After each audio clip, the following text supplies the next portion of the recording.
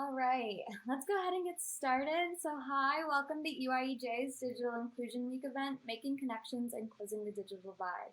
My name is Anjali, I'm 20 years old, I'm a student at Case Western Reserve University, and I'm part of EYEJ's Youth Council team. Today I will be speaking with the incredible Gloria Ware from EYEJ Center of Technology. And Gloria, would you like to introduce yourself further? Yes, thank you so much. I'm super excited that you had this event. You had some amazing speakers, and I'm excited to be closing it out with you today. And thank you for all of the sponsors of the event. I am the director of the EYEJ Center for Technology, Innovation, and Inclusive Growth, and that is a partnership between Jumpstart Inc., which is a local venture development organization across Northeast Ohio, and the EYEJ Foundation. And in the work that I do, it's primarily, well, I'm physically located in Cleveland. My work primarily touches cities throughout the state of Ohio, and it is centered around upskilling adult workers and connecting them to in-demand careers, and then building the capacity of entrepreneurs. And my focus really is inclusion, as the title states. So a big part of our focus is supporting people, women and people of color, and making sure that they have access to all the resources that they need to be successful in the 21st century. That's amazing. I'm sure you meet a ton of incredible people through that process. I do. All right, just to jumpstart into our conversation about workforce development and the digital divide, I think right now, especially with the COVID-19 pandemic, not only have we seen a considerable amount of job loss, but it has also illuminated many of the issues regarding essential workers, work from home capabilities, digital access as a necessity. So what trends have you seen in the last couple of months regarding employment and the digital divide? Yes, I have seen a number of positive trends and negative trends as well, too. So it's been kind of COVID has been a blessing and a curse in different ways and touching different people. So as it relates to the work that we do, so we're primarily supporting, talent development, training, skills-based training, and so entrepreneurial assistance for small businesses and technology-based businesses. And in one sense, it's been beneficial for those that have access to, a laptop, have access to, good internet. It's enabled us to reach more people. Right. So because of the pandemic, a lot of people, their kids are at home. Right. So it's more, even, before this, it was challenging for, and particularly people in underserved communities, it was challenging to take advantage of a lot of the in-person workshops. If you had kids, or if you were responsible for taking care of maybe older parents or other members of your family, or if you had several jobs. So from an employer perspective, it's allowed us to provide more skills-based training and to access and touch more employers to help them with their digital skills, and then also individuals to help them to be ready for employment. And I would say on the negative aspect of it is that it's some people that have participated in some of the in-person workshops because they could get to a workshop. They have, if they were not, they don't have solid internet, or they don't have a good laptop, or if they have to share, if they're sharing their laptop or desktop with other family members, it's caused us to see somewhat of a decrease in some of the people. Some of the people had to unenroll from the classes because of either, primarily because of lack of access to the right type of technology. Or they're just, dealing with other issues brought on by COVID, sickness, or taking care of other family members. Right. I didn't even consider how much of a benefit it is to the people who do have that access right now. I guess you could argue that it's almost creating a deeper divide based on these resources, since we're becoming so reliant on them. And I know, being a senior in college, I've seen many of my peers and my friends around me looking for jobs, applying and interviewing for jobs, and even onboarding all virtually. as students of CASE, we are lucky enough to be able to utilize the school's digital resources, but even then, not everyone was able to make it back to campus for an abundance of different reasons, like you said, health or resources based. But I wonder almost like what companies are doing to reach those people and hear for them when they're not as lucky to have all the resources that my friends and I have right now. For example, I know that we have a member of the Youth Council, and this isn't even COVID related, I would say. Like, this experience that I'm about to touch on, like, it happens every day. It's been happening for the past 20 plus years. But we have a Youth Council member who explained to us how they were able to find a job, apply for the job, and even get that job through a prominent technology company. And this was only possible because they were using a family member's hotspot in their device. And at the end of the day, they weren't even able to start their job on time because the company's onboarding process was completely online, and the individual lost access to that digital platform that they were borrowing from someone else. So I'm wondering how hard of an issue that is for companies when connectivity impacts their ability to hire diverse talent, and what companies can do to fight against this. Yeah, I think our companies can do more just to build better relationships with members of the community, particularly if you're trying to benefit from having a diverse talent pool. You're going to have to kind of understand, build those trusted relationships, and just kind of understand some of the, just some of the issues that people have in terms of trying to access your company, right? Or learn more information about your company. And in an environment where we are truthfully losing people like talent, we want to make sure that we're doing the best that we can to retain the talent that we have in our regions and to attract them. So one of the partners two of the partners that I work with, one of our partners is the Akron Urban League, and we actually have a program that's specific to building IT skills for people that might be even currently employed but are looking to, build strong careers and tech careers. We've invited the employers to participate in the training, right? So we have a curriculum, and we want to make sure, our goal is to make sure that employers are building those relationships before they even are hiring people, right? So that they can see the amazing talent, see how hard the students are working, and then even start to hear from the students directly. And these are primarily adults, 18 plus, hear directly from them and their challenges. And because of their direct engagement and just kind of talking to them about how they're looking at, talent and what the opportunities in the career pipelines are for them in their companies, they have been really excited. We've actually had one employer in Akron that made offers before people even completed their training program, right? And he made offers to about 4 people that were in that class. There were about 13 of them. And so this is the importance of making sure that employers are engaged, they're building their employer brand early, and they're looking in places that they typically don't. Right, and I'm just curious, and I'd love to hear this from your perspective because you have met so many incredible people from such diverse backgrounds. What do you think the biggest strengths and qualities these people that you're working with have that maybe the companies that aren't collaborating with you are missing out on?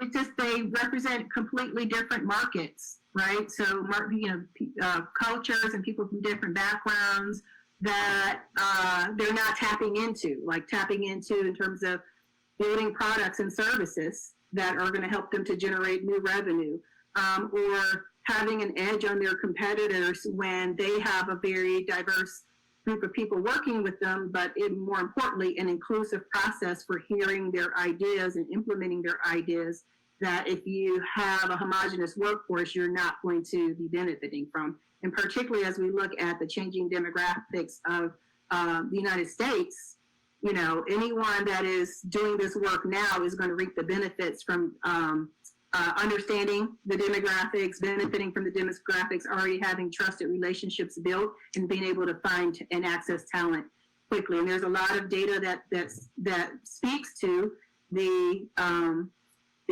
benefits to company cash flow, the benefits to companies being change and innovation ready, the benefits to companies' bottom line by having a diverse, but not just diverse, inclusive work environment.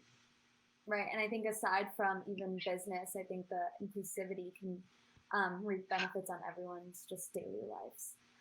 But it's clear that we all need to come together to address the pressing issues and invest in our communities. I think community investment has been a big topic in our past 4 days of this discussion series. And given that Cleveland was named the #1 worst connected city in the nation recently, what can companies and industry leaders do to support people without broadband internet access? And I know you're a part of incredible organizations with great programs that are trying to help people across Ohio. So if you wanted to talk about that, that would be great. Yeah, so I think one of the biggest things that they can do is get involved. Is that, I think sometimes the companies can separate this kind of work, community engagement, from the work that they need to do to build their bottom lines, right? And there's not a disconnect. It's important for the entire region that we have a strong workforce. There have been situations in which, there have been other companies that have been interested in looking at potentially relocating their offices to cities across Northeast Ohio. And because one of the first things they do is they analyze the talents and skills of the workforce, right? And a big part of that is digital literacy, and I'm sure digital inclusion access is very important, especially even more so now with a lot of people working from home. So companies will miss out on, regions will miss out on attracting new companies and new tax bases. Companies will miss out on economic growth as a result of having a strong workforce and being an attractive place for people to move to and to stay. So I encourage companies to get out, get involved, understand the issues, and do the math, in terms of short term. So there are some companies that have a 35-year planning horizon, right? I think those are smart companies. So do the math on what will happen to their companies if they are not paying attention to current trends in terms of demographics, or not leveraging all of the research around diverse and inclusive workforces, and they're not advocating for stronger broadband, more people having access to the digital equipment that they need, because companies will be significantly limited, especially in a work from home environment, if there's perfectly capable, amazing employees that they could bring on, but they don't have the tools and resources that they need to be able to work effectively. Right. Well, with all the work that you and your organizations have been doing over the course of your career, what are some of the improvements you've been seeing in these companies that you're working with and across Ohio and in these cities, and how can we continue to fight the good fight?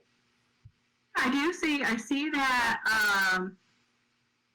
there has been a lot of talk over the years around the lack of, digital access in certain communities and digital redlining and all that, right? But there's not been a lot of you haven't seen many changes. Like, you just keep hearing people talk about it. In Cleveland, we've got more entities in the funding community are supporting digital inclusion. You've got the Cleveland Foundation that is supporting a number of digital initiatives. And so that's great. And I think the positive about the pandemic is that there's now been a greater sense of urgency as to why this is a real issue, right? And there's been a number of proposals submitted by different organizations involved in policy around kind of making internet access a public utility. So hopefully we'll see more creativity, and as businesses become more involved and start to truly appreciate the impact of this on their bottom lines, we'll see more of a greater push and a greater sense of urgency for this.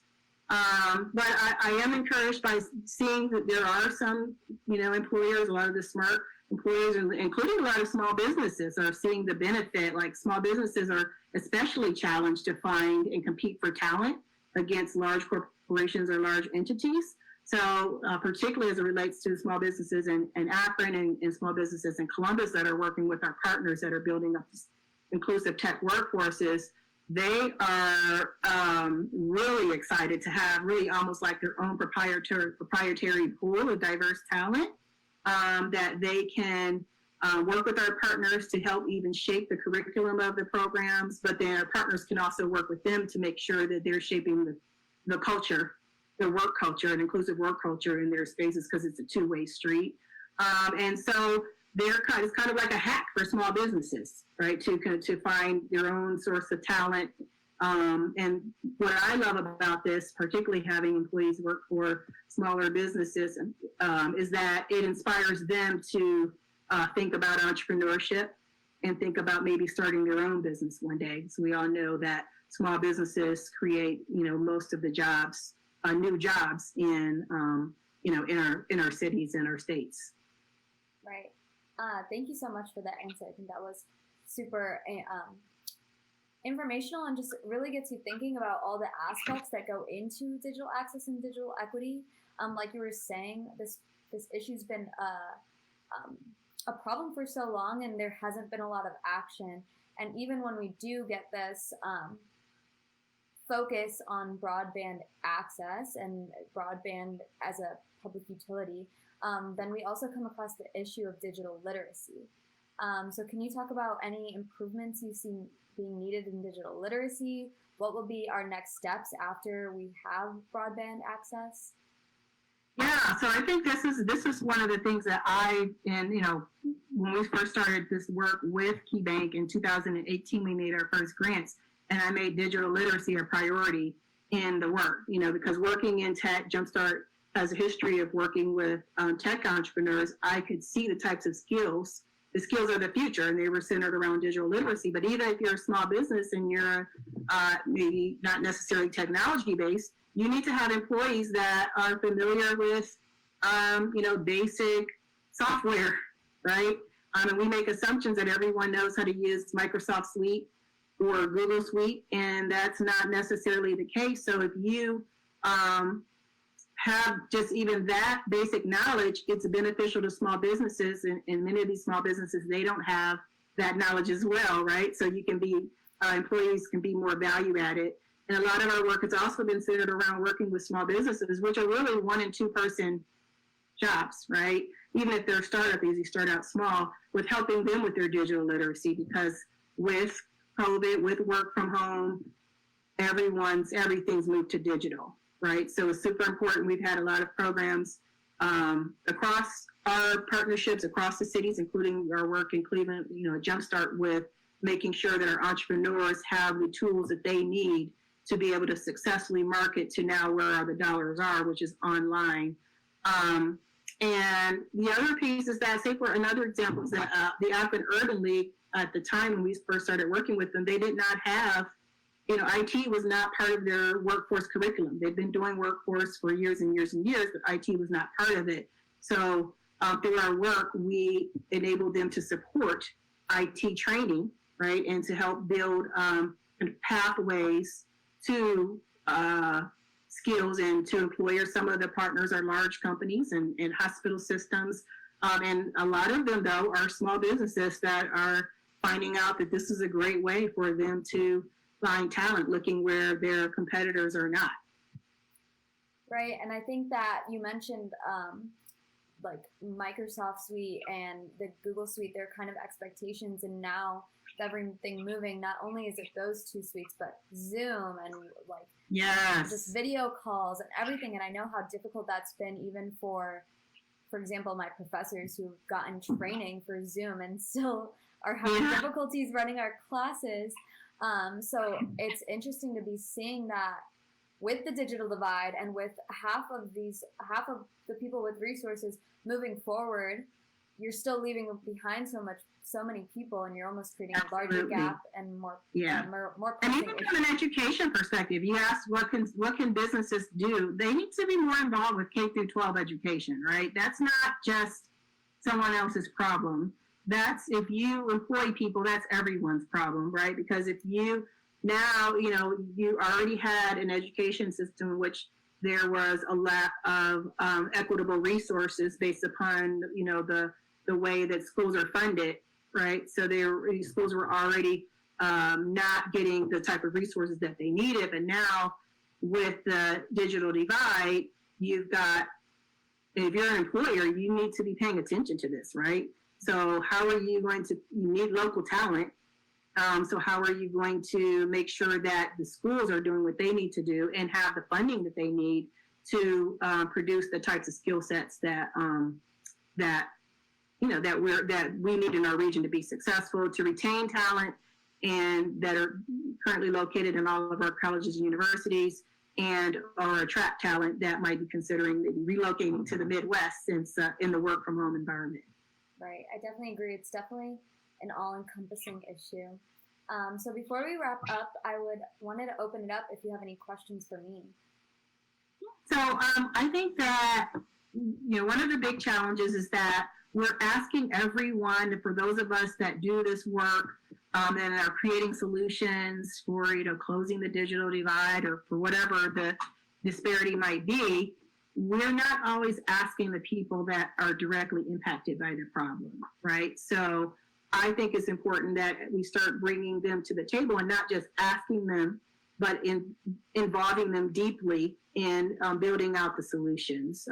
I'm also on the board of the Midtown Community Development Corporation, and we've been very intentional about not just doing kind of community outreach and engagement, but bringing our youth, bringing our seniors, bringing our stakeholders to the table to be part of developing the solutions and getting critical feedback on that. So I would like to turn it over to you. I know you work with a lot of young people, and I would like to get your thoughts on what's not happening and how are we missing the boat and what do we need to start doing? Right, and I think we've touched on it a lot in this conversation. Most of these solutions are described when we describe the problem, but I think if I want to organize my thoughts a little bit, EYEJ has been an incredible organization in opening up my perspective also to those people who are in touch with the problem themselves.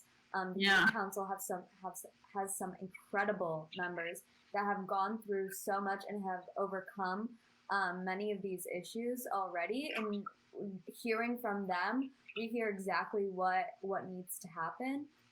But I think what we truly need is, like you said, broadband internet access needs to be a public utility. It needs to be accessible to everyone, and that needs to happen as urgently as possible, because, as we said, the divide is becoming deeper and deeper, and we're leaving people behind. And then once we have this broadband access for all, it becomes another issue of digital redlining, like you said. When we think about once we have the broadband access in all our schools, do those schools have appropriate funding to have the devices they need and the teachers they need to teach their students how to use that broadband devices? And just, I think that community investment, it starts so young with our youth that if we can start it earlier and be more proactive and work urgently towards this issue, then in the long run, it will actually be a cheaper solution, a more efficient solution, and we can see a lot of growth out of that from our young people right now, becoming entrepreneurs, like you were saying, because if they have the tools that they need, I've met so many incredible people that have incredible ideas that could definitely strive. It's just the resources aren't there right now. What's my thoughts on it? Do you have any other questions? I would just like to hear just some more of the stories about some of the youth at EYEJ and just some of the ways that they've overcome this issue, which I don't feel they should have to overcome this issue, right? I'm kind of personally tired of, how do they overcome the issue, right? I think everyone needs to be able to, be creative and solve problems, but these are systemic issues. Mm-hmm. But I think it would be great for more of our audience to hear that it's not our youth. It's not that they're not trying hard enough, that there's truly like systemic issues that are affecting their ability to be as successful as they could be. Right. And I think that the issue there is that when these issues are brought to light, when people are hearing that these young people don't have internet access, a lot of times we've heard of Band-Aid solutions such as hotspots or encouraging people to use the public library in their area or putting Wi-Fi in places like buses.